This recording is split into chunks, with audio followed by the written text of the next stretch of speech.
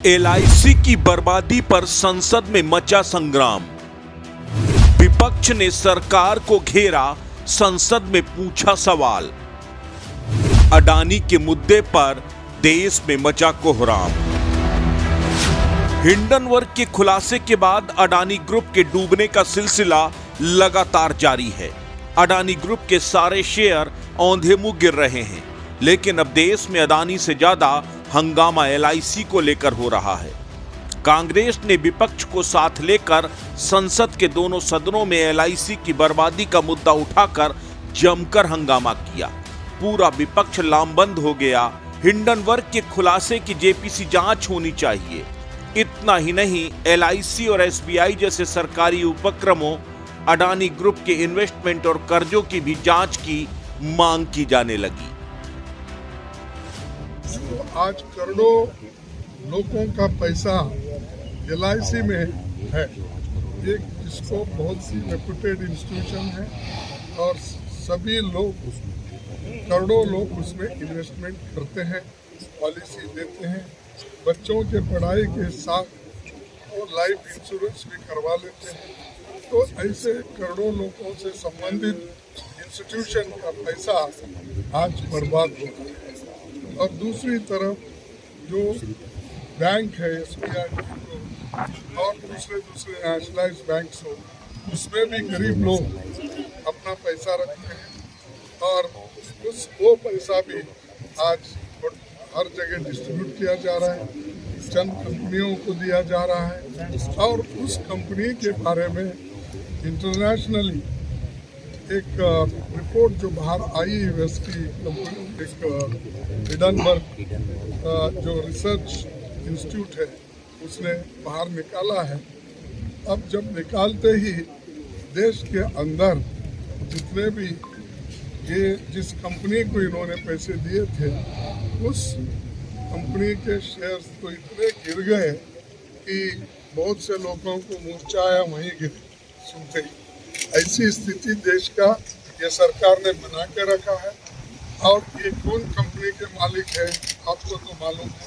और बार बार हम एक व्यक्ति के रूप में किसी को टीका करने के बजाय हम तो ये कहेंगे कि सरकार ऐसे कंपनियों को कैसा पैसा दे रही है, क्यों प्रेशराइज करके दिला रही है, हमको समझ में नहीं आ रहा। इसीलिए लोगों के हित को ध्यान में रखते हुए और जो ये एलआईसी, एसबीआई, दूसरे बैंक जो सरकारी इंस्टीट्यूशंस है दिए हैं, इसकी एक जांच होना चाहिए।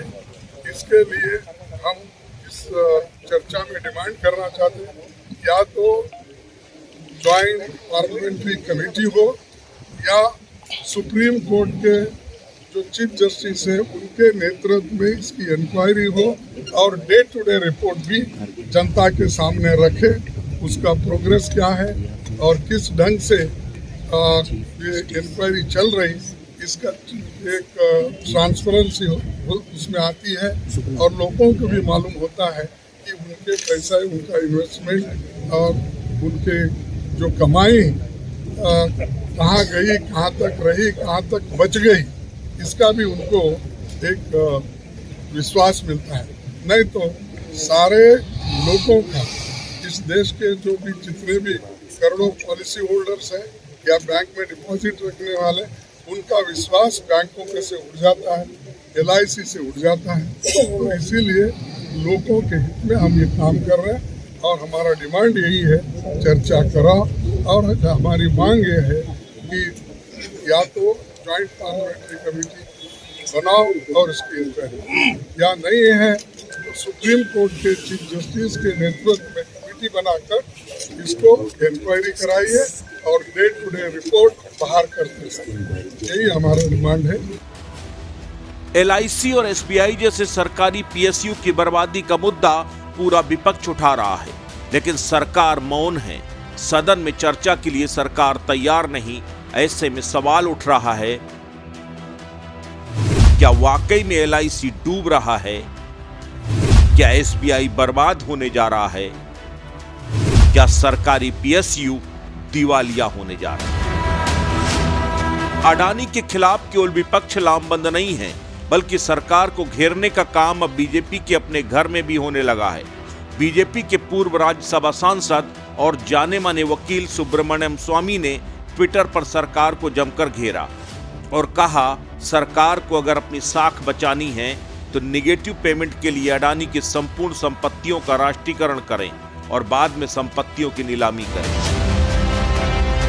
कुल मिलाकर अडानी के मुद्दे पर सरकार चौतरफा घिर चुकी है। सरकार की स्थिति सांप छछूंदर की तरह हो गई है, ना उगल पा रही है ना निगल पा रही है। समाचार स्टेट के लिए मोना पांडे की रिपोर्ट।